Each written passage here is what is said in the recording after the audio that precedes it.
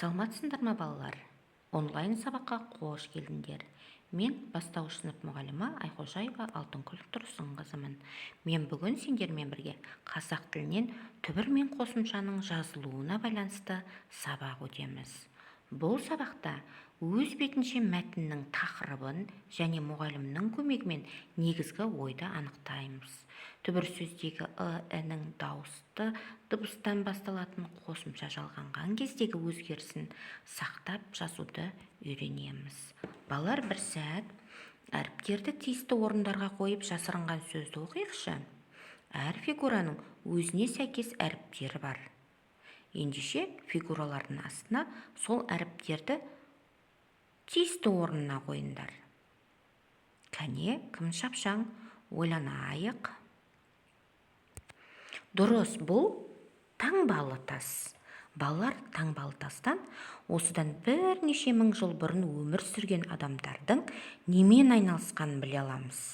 Бұл таңбалы тас Алматы қаласынан 70 шақырым жерде орналасқан. Тастың беті толған сурет екенін көріп тұрсыңдар, Біз өткен уақыт әлеміне саяхат жасадық. Біз осындай саяхаттардан көптеген мәліметтер аламыз. Балалар, түбір сөздің соңғы буыны жуан болса, оған жалғанатын қосымшалар да жуан болатынын ұмытпайық. Мысалға, адамдардың деген сөзге мән берейікші. Бұл жерде адамдардың, яғни соңғы дар буынына жуан болғасын, дың қосымшасы да жуан болып тұр. Түбір сөздің соңғы буыны жіңішке болса, оған жалғанатын қосымшалар да жіңішке болады. Байқаңдаршы, мінекей, суретшілер деген сөзге мән берейік. Сурет, суретші, суретшілер. Байқап отырсаңдар, соңғы буыны жіңішке. Ендеше лер қосымшасы да жіңішке болып тұр. Балалар, жоғалтып алған күн дейді. Жоғалтып алған бізде күн бола ма? Неліктен ол күнді жоғалтып аламыз? Мына бір мәтінді тыңдайық. Бірде Витяның ағасына досы келеді.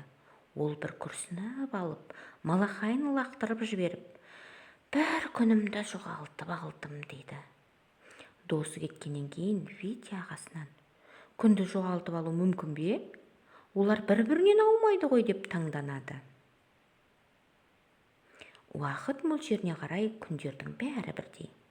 Бірақ олар бір-бірінен жасалған істер және тындырылған әрекетке байланысты ерекшеленеді, деп жауап бере отырып, ағасы әрі қарай жалғастырады. Адам баласының пайдалы іс жасамаған немесе көп білуге қажетті ешқандай әрекеттенбеген күні болса, онда ол бос өткен, жоғалып, жоқ санатында есептелетін күн деп аталады.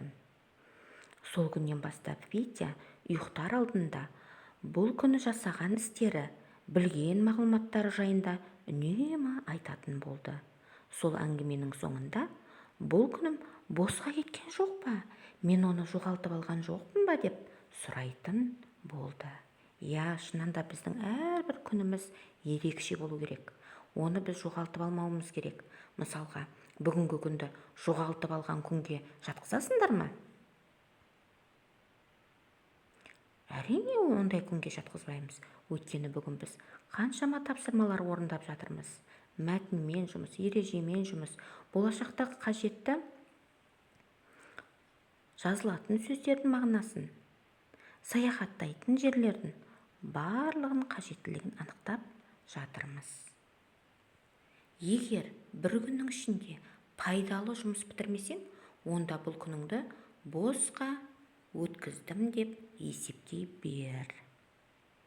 Ал біздің де күніміз босқа өтпесін. Ендеше бір тапсырма орындайық. Көп нүктенің орнына тиісті сөздерді қойып, сөйлем құрап жасайықшы, балалар.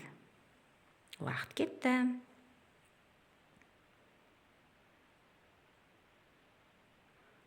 Кәнеке, уақыт жылжиды. Сағат жүреді деп жазуға да болады. Уақыт тез өтеді деп сөйлем құрап жазуға да болады екен. Иә, балдар, бүгін біз көптеген тапсырмалар орындадық.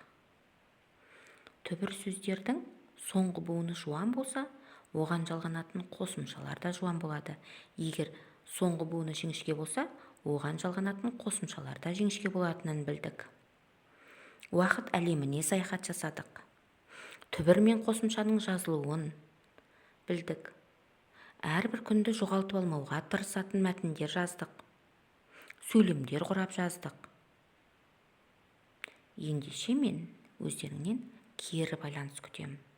Сендер сабақта не ұнаттыңдар, не ұнамады, және қай жерлердегі тапсырмаларды өзгерткің келеді. Міне осы кері байланысты өздеріңнен күтемін. Ендеше келесі сабаққа дейін қош сау болыңдар балалар.